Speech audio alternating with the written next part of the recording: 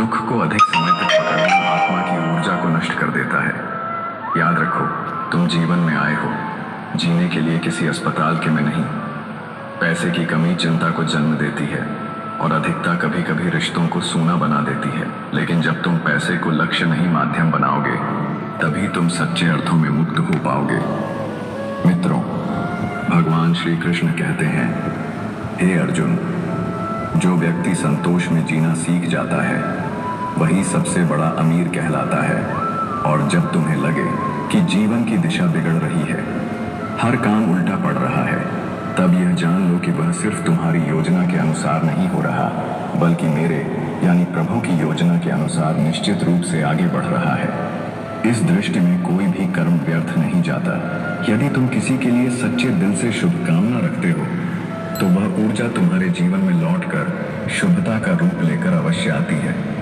इसलिए हमेशा अच्छे विचार रखो, अच्छे बोल बोलो और पवित्र कर्म करो, क्योंकि यह सब तुम्हारे भाग्य का निर्माण करते हैं। श्री कृष्ण कहते हैं, मेहनत और जिद ऐसी दो अग्नियां हैं जो किस्मत की सबसे जली हुई राख में भी आशा की चिंगारी सुलगा सकती है।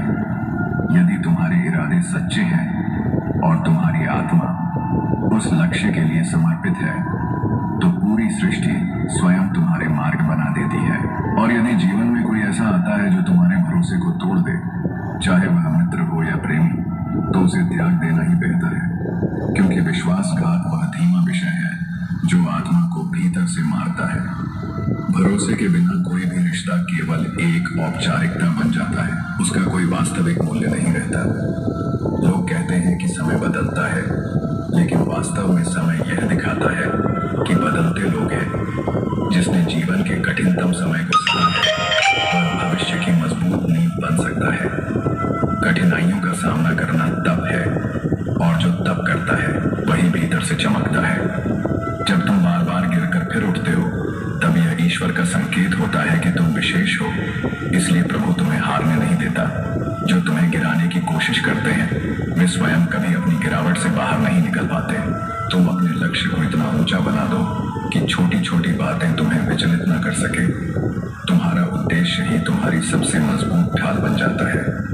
और जब जीवन इतना व्यस्त हो जाए कि तुम्हारे शौक के लिए समय ना बचे, तब यह समझना कि अब तुम एक नए गहराई भरे अध्याय में प्रवेश कर चुके हो, जहां साधारण से असाधारण की ओर यात्रा शुरू हो चुकी है। जो व्यक्ति दर्द को सहता है, वही जानता है कि सही समय पर क्या बोलना है और कैसे बोलना है। हर घाव शरीर पर नहीं, आत्मा पर लगता है, और आत्मा पर पड़े घाव चुप रहते हैं, लेकिन गहराई से बोलते हैं। इसलिए अपने भीतर की आवाज को सुनो, उसे अनसुना मत करो। वही आंतरिक पीड़ा यदि सही दिशा में सहेजी जाए, तो वह तुम्हारी सबसे बड़ी शक्ति बन सकती है। केवल सांसें लेना जीवन नहीं है, वास्तव में जीना वही है जब आत्मा जागृत हो, जब हृदय धड़कने का कारण जानता हो, और जब हर क्षण को तुम अपने अस्तित्व की पूर्णता से जो जीवन केवल चलना नहीं, सजीवता से जीना जरूरी है। क्योंकि हर क्षण अनमोल है, हर भाव मूल्यवान है, और हर सांस एक वरदान है जिसे खोने से पहले महसूस करना जरूरी है।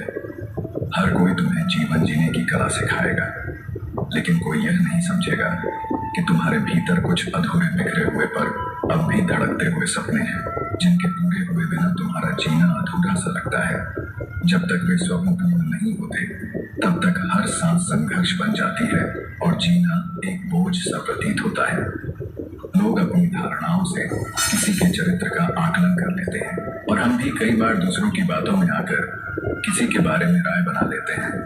पर मित्रों, भगवान श्री कृष्ण कहते हैं, हे अर्जुन, किसी की आत्मा को जानने के लिए अपनी दृष्टि को शुद्ध करना पड़ता है, क्योंकि पराई आंखों से देखी गई छवि सच्चाई को नहीं दिखा सकती। जैसे धुंध से ढकी खिड़की से नीला आकाश कभी स्पष्ट नहीं दिखता, वैसे ही पराई दृष्टि से कोई इंसान समझा नहीं जा सकता। आज के समय में लोग दिल नहीं, चेहरा और जेब देखकर रिश्ते जोड़ते हैं, लेकिन सच्चा रिश्ता वही होता है जो आत्मा और विश्वास के धरातल पर खड़ा हो। एक बार अगर भरोसा टूट जाए, तो वही इंसान जो सबसे करीबी था, वह सबसे बड़ा अजनबी बन जाता है। इसीलिए जब किसी से जुड़ो, तो पहले यह जांच लो कि वह तुम्हारे विश्वास के योग्य है या नहीं। श्री कृष्ण कहते हैं कि जो हर हर छोटी बड़ी चीज के लिए दूसरों पर निर्भर रहता है, वह कभी भी सच्चे सुख का अनुभव नहीं कर सकता। आत्मनिर्भरता केवल धन अर्जित करना नहीं, बल्कि आत्मा की परिपक्वता है। जब तुम खुद अपने जीवन की दिशा तय करने लगो, तो तुम अपने भाग्य के निर्माता बन जाते हो। किसी को अपने जीवन में इतना स्थान मत दो कि वह तुम्हारी उपेक्षा करने लगे। जो व्यक्ति हर दिन तुम्हारे पास रहता है, वही अगर तुम्हारे अस्तित्व को हल्का समझने लगे, तो उससे दूर हो जाना ही उचित है।